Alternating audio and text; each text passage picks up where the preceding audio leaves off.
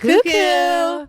We're Isabel and Kim, girlfriends living in France and chatting about everything going on in our lives. Come hang out with us while we cheers with an Aperol Spritz, swap stories, get into some deep talks, and share what we've learned along the way. Follow us on Instagram at cuckoo.pod. Okay, so Isabel, I don't know about you, but when I was first visiting France for the first time, I felt kind of clueless. Like I didn't know what to wear. Like a fish out of water. Yes, completely. Like what should I pack? Like what do I do at a restaurant? Like my French isn't amazing.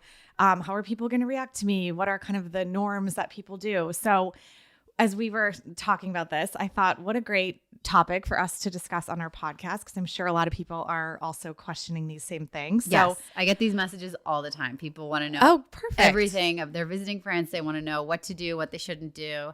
And I think it's also a good time to have this conversation because the summer tourist season is upon us soon. So we thought we could run through a few things that will set you up for your trip to France. Yes. So our big topic today is how to avoid looking like a tourist in France. And we talked about it as three kind of big buckets. So we're going to talk about restaurant etiquette, which I'm sure a lot of you, when you visit, that's a really top of the list thing to do. And there's great food and great restaurants.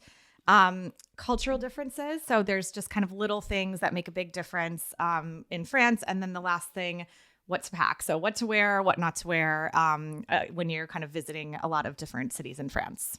Okay. So all right. Let's dive into it. You dive in. Let's start with restaurants. Let's start with restaurants because I feel like the setup of the traditional French meal is a little bit different than what you see when you go out to eat in the U.S.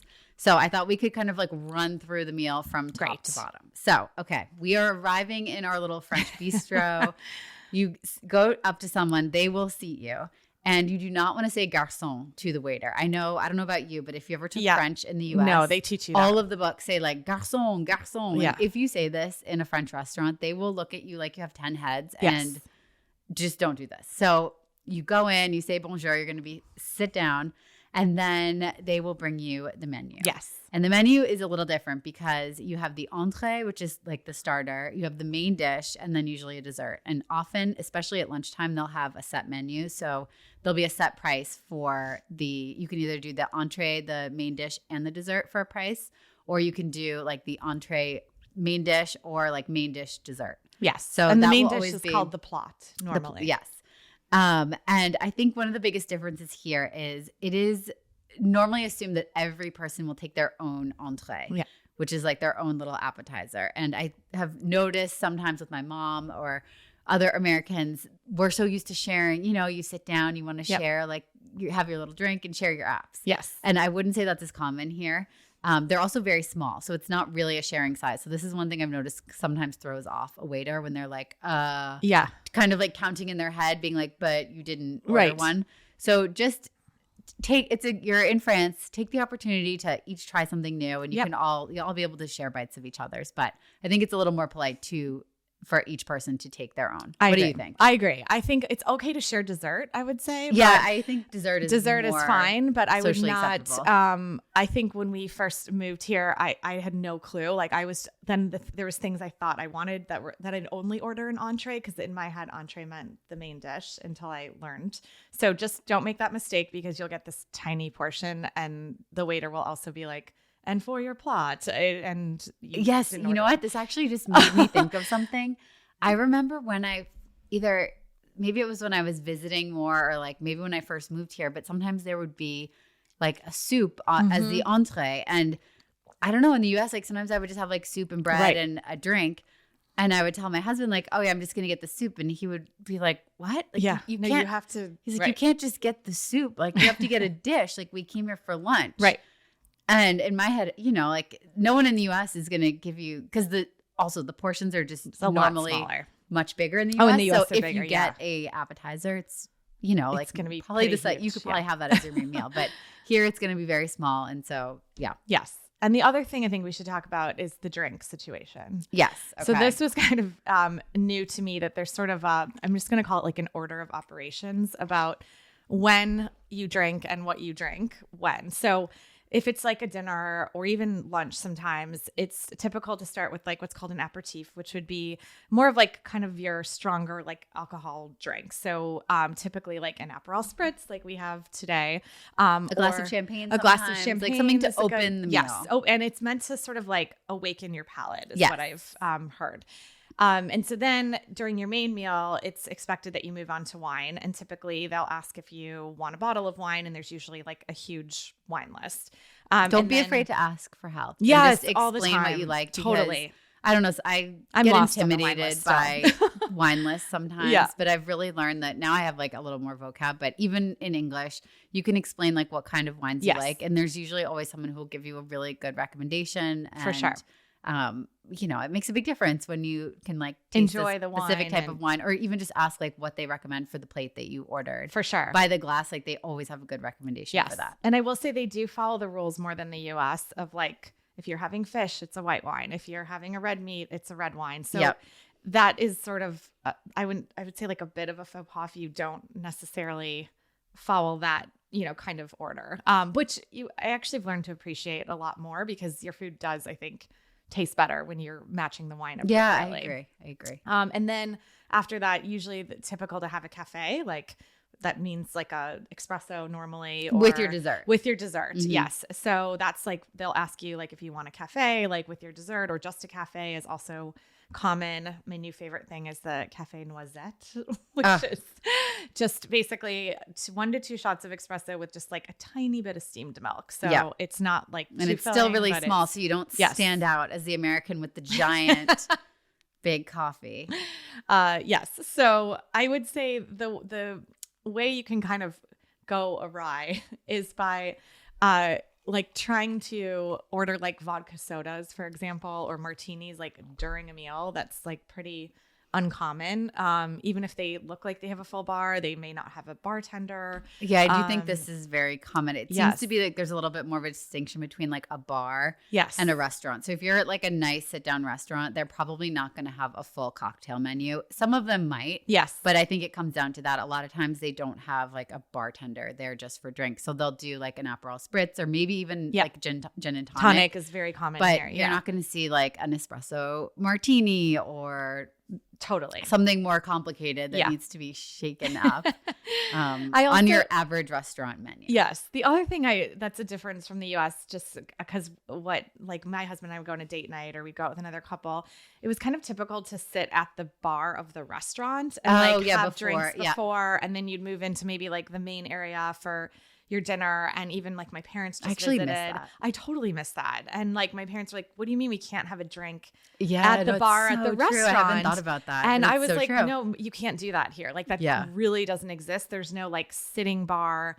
as part of a restaurant. It is something I totally miss because it was sort of one of my favorite parts about going out to dinner. Like you'd have a great cocktail at the bar and like a cool restaurant. And it's kind of confusing because most restaurants do have a bar. Like they have the counter of the bar, but there's not stools usually. Right. And that's just more of like where you go at the end of your meal to get the check. Yes. Yeah. So it is, I would say that's a difference, but there are cocktail bars that are great. Yes. And so it's more typical, I would say, to like go to a cocktail bar first, like before your meal, or I guess if you're partying, go after. But so that's just one other kind of difference. I would say don't expect to like sit at a bar when you go to a restaurant and have drinks before dinner. Another thing that I feel like Americans in Europe every summer are always talking about is Europeans don't drink as much water as Americans. And so when you sit down, you are not going to get your big, tall with ice glass of water with ice. You're not going to get any ice at all. No ice. Maybe in the summer you would get one very, very small ice cube, but maybe. Most likely you won't. So you'll just have like warm tap water. And usually it's served in these they call them like water glasses, and they're very small. And so I don't know, I think my water intake has adjusted to the French model since I've been here. But I remember sitting down to eat like some of those first meals I had in France and just like pouring glass after glass. And it's like taking a shot of water. Totally. I'm like, this is because they're so small. It's like, I want like a big water glass. So you're not going to have that, but never be afraid to ask for a carafe d'eau, which is just like not a paid bottle of water, but it's just like a glass bottle with tap water in it. And you can refill that as many times as you want. And then the other thing I think that as Americans, we're so used to sort of like lots of customer service in the restaurant interactions. And a lot of people tell me like, oh, we went to this restaurant, but they were so rude and they didn't want to help us. And it felt like we were bothering them. And I think you need to just go in with the mindset. I think it can seem very cold compared to, because now when I go to the US and they're like, hi, I'm Jessica and I'm going to be your waitress today. And you kind of like get to know their personality a little bit.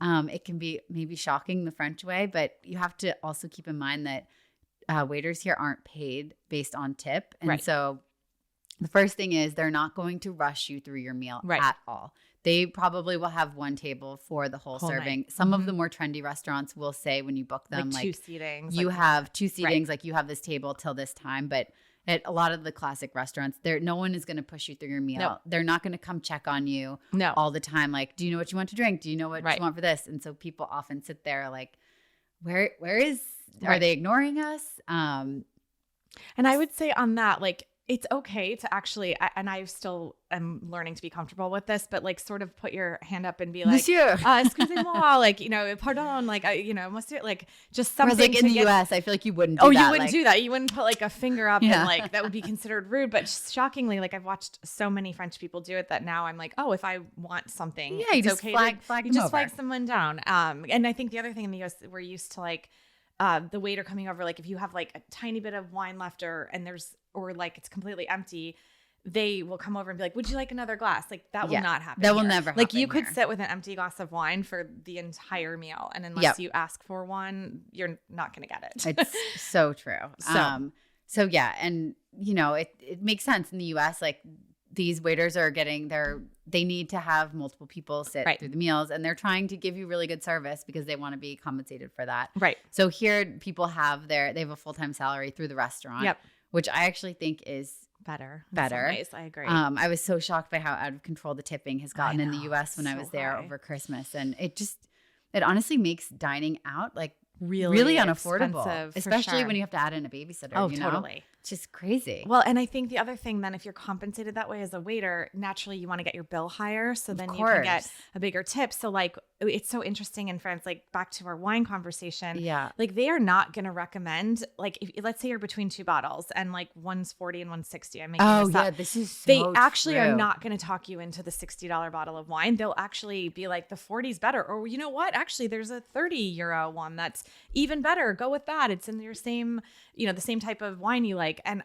at first I was like shocked. I'm like, are they talking me down from like a nicer bottle? And I was like, no, they're actually just being super honest and not trying to get their bill. And they're just trying to like match the wine to what you're looking for, and which not is so much more honest. You. Right. Which I also noticed recently in the US, because I've been twice this year already. Yeah.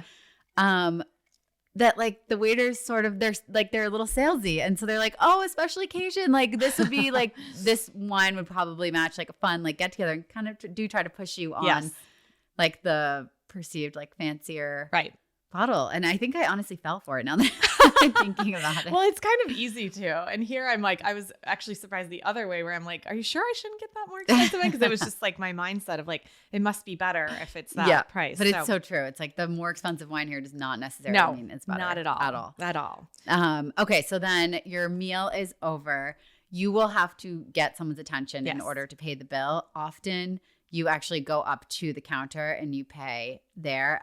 Otherwise, they will come over to your table. In the US, they give you the receipt and then you give them your credit card. Here, you're not allowed to give a staff member a credit card. So they actually come to the table with the credit card machine and you pay directly at the table or at the counter with your card. And I get a lot of questions about tipping too. So I would say it's really nice to leave, if you have like a few coins on you, it's really nice to leave like €2. Super nice. If you're at a nicer restaurant, I always try to leave maybe like 5. If we're at like a really nice restaurant, like maybe a Michelin star restaurant, I guess if it's really nice, I leave between 5 or 10 if I have it. If I don't have it, like it's okay. A lot of places will actually let you add money onto the card. Now they didn't used to let you do that. But I do think it's nice to just leave a little something. Yeah. But you're never going to leave 20% because they're already getting their full salary. And I also think it's I do see like people asking more and more for tips now as I think things are getting more expensive. But I do think we don't want to end up in the same situation here that we're in the US. And so I think it is also like, if you're on vacation and you had such a good experience and you want to leave extra, leave it. But I think maybe my advice is more coming from someone who lives here all the time. Like I can't tip like an American tourist every time I go out. So it's not necessary. If you want to leave something, great. If you can, awesome, but not ever required. And even if you have nothing on you, no one is going to give you a weird look at all. You can walk out and it's completely just a non-issue. Fine. Yeah. My rule is also like if the service was really good, like I always want to leave a tip. And it's also like for me, it's somewhere I'm going to come back to. Like I want them to sort of know that like I want to return here. This was great. Like so, yeah. I'm gonna ask you this question again in like 2 years, and you're going to be like, oh no, I never tip. I was going to say I'm probably over tipping for sure right now, just because it's so hard. It's a really hard habit to break because you're so ingrained in your head, like 20%. For sure. Now I think it's like 30%. I didn't even know. I got my nails done today, and I just like I watched the other women when they left to see if they tipped or what the tip was. Like I had no clue what to do in this circumstance. And I left like €3 for, I don't know how much, my manicure's probably 30. And I was like, she was like, oh my gosh, like she was so appreciative. Yeah. And I was like, wow, that was kind of a low. In my mind, I was like, that was kind of a low. I wish I had a 5 or something more. Yeah, but probably no one leaves her a tip ever. Yeah. So I saw one woman empty her like change purse and she was like putting, oh my gosh, I don't even know, coins. But anyways. Don't empty your change purse. Like, no, that was just like no, I know. Just leave like a full coin. Yes. I think it's like even when people just like leave a bunch of coins, I feel like it's rude. Worse. It's worse for sure. Okay. I think anything else in the restaurant, I feel like we sort of covered. Yes. If you have questions, write us on Instagram. Yeah. We're happy to come back and answer. Okay. The other topic we want to talk about was cultural differences. So this is kind of an interesting one, and this could go a lot of different ways, but we're going to focus it specifically on when you're visiting France, kind of like what's considered rude or polite, or how to like not to completely stand out as a tourist. Mm-hmm. So one of the things that's new for me, and I still am really bad at it, and Isabel, you have great stories about this when you like moved to Paris, is the smiling a lot. So in the US, and I've lived in bigger cities where it's not as common, but it's still somewhat polite, to sort of just like give a small smile as you make eye contact with someone you don't know down the street. Or like I find myself doing that if it's like another mom and she has like kids around the same age and I'm with my kids, and just sort of a look of like a smile and an appreciation look. Yeah.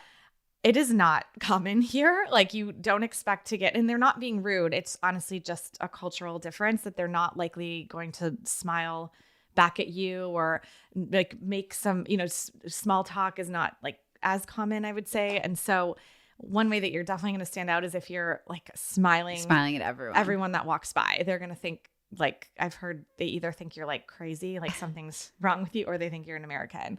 So like I've learned 2 things. Okay. So if you're a woman and you're by yourself and you're smiling at people, a man will take that smile as an invitation to come and talk. Yes. So if you're like a young single woman or just a woman in general, don't smile at, I mean, maybe most people aren't. I don't know. I feel like I was just always so happy and excited to be in Paris. I was smiling all the time. But men will come over and see that as like, you want to talk with them, which is most like likely flirting. Yes, yeah. Exactly.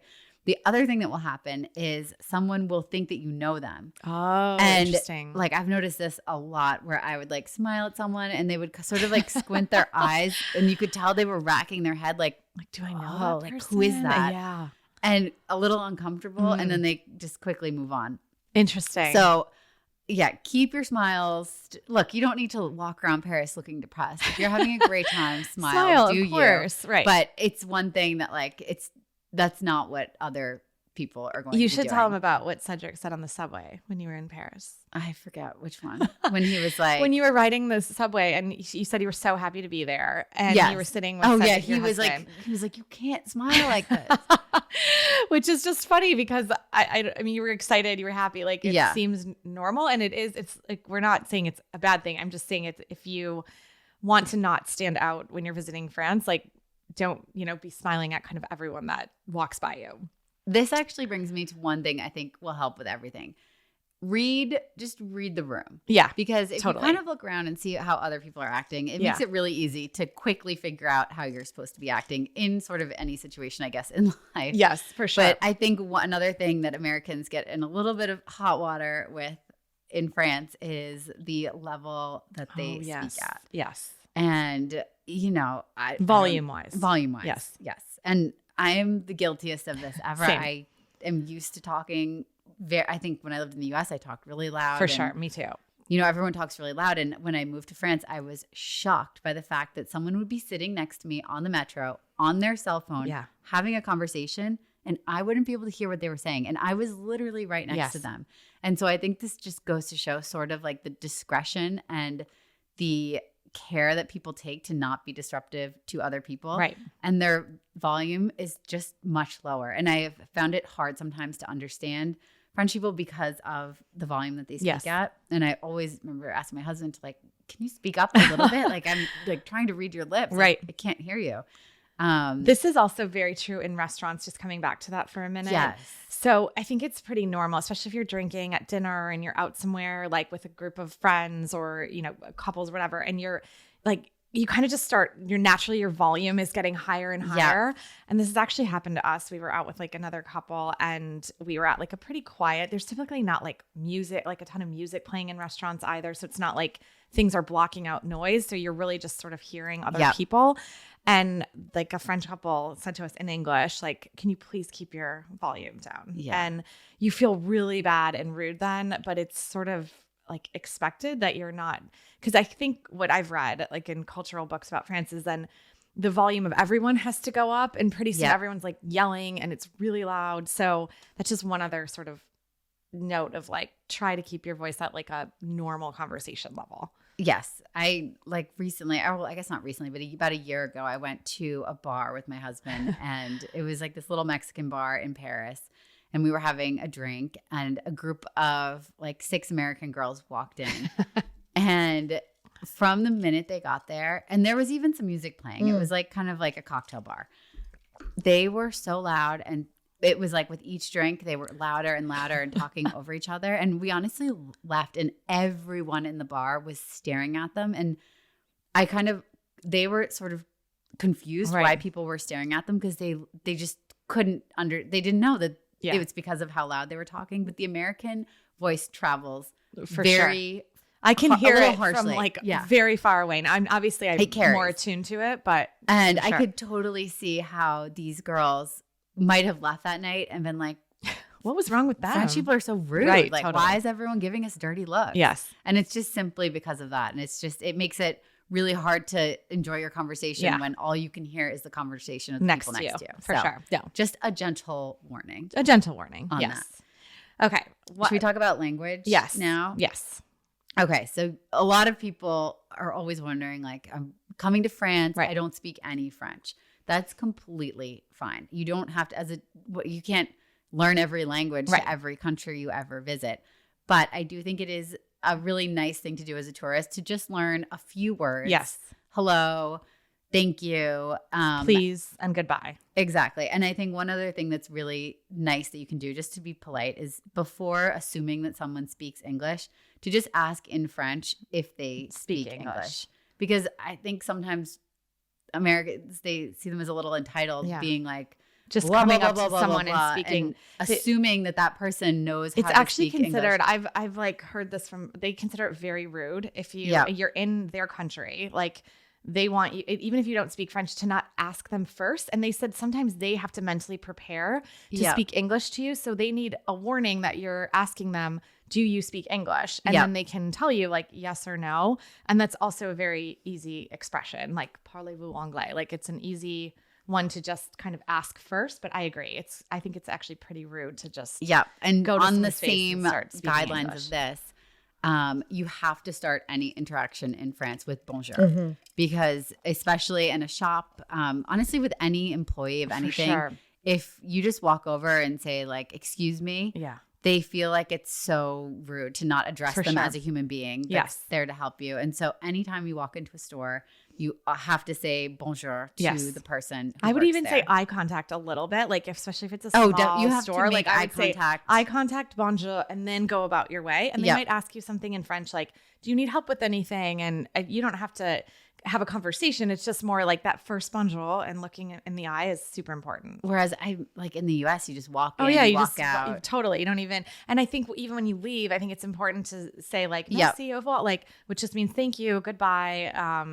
Have a good day is also another easy one to learn. But I would say I kind of feel like compared to other countries, it's almost more important that you learn a little bit of French than even like we were just in Italy, and it feels like it's almost like wow, that was so nice they even tried in Italian versus like it's more expected that you would at least have some basic French. In my own perspective, like I think it was just a cultural difference that it's more like it's better if you kind of have a little bit of French to just have a little bit of more respect. And I also think it seems like people speak less English here than maybe some other, like Italy, for example, but I don't know that for sure. But it does seem like I've definitely noticed a big difference between Paris and here. Oh, for sure. I'm sure. In Paris, I think now most people speak English and like a decent level of English. Yeah. But here it's true. There's a lot of people who probably just don't have the opportunity to speak a lot of English. Sure. So, I mean, of course, anytime you go out of a big city, it's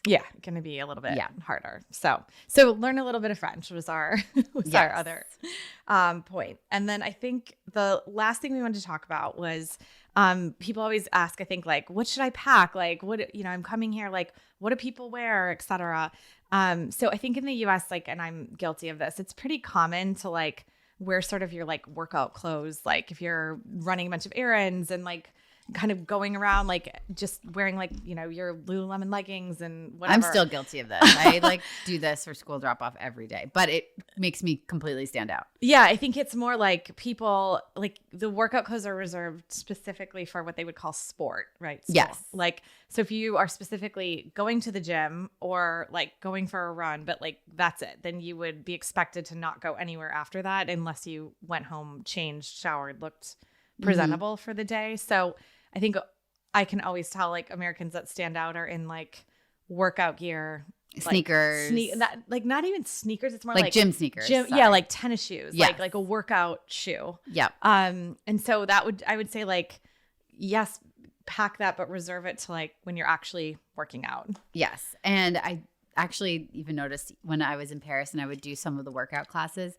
people arrive at the gym in regular clothes, like jeans, I've noticed that too. Yes, and then they change into their clothes in the locker room there. Yes, and then afterwards they will like usually shower, put their clothes on, and either go back to work or leave. But they rarely leave in the gym clothes, which I've noticed that too. Yes, and also I've noticed more women wear makeup to a workout class than I've ever seen in the U.S. Like just little observations, like not like full on, but women are definitely wearing. Really? I feel like I don't know if I've noticed that, but I'm sure they do. The one thing that stands out to me, this is a little off track, but I see people drinking sparkling water in workout classes. And I'm like, what?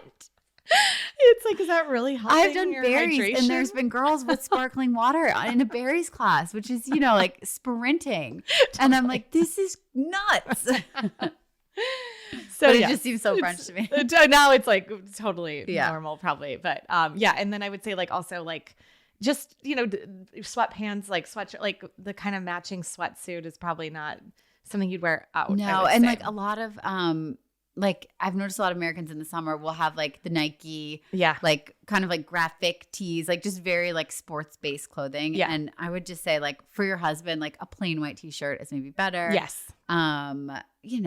Like a button up. People just dress up a little bit more here in general. Agree. So maybe it's more like how you dress when you're going to work as opposed to how you dress when you're hanging out on the weekend. Yes. And again, if you want to dress exactly how you always dress, yes, no one's going to judge you, this and is no one cares. Just if you want to feel like you're blending in a little bit. Yes, these are some suggestions. Totally. So I think that kind of wraps up our how to avoid looking like a tourist in France. If you have more questions on it, just send us a DM on Instagram. Yeah. And we will see you for our next episode. Okay. Yay. Sounds good. Cuckoo. Bye. Cuckoo. Bye.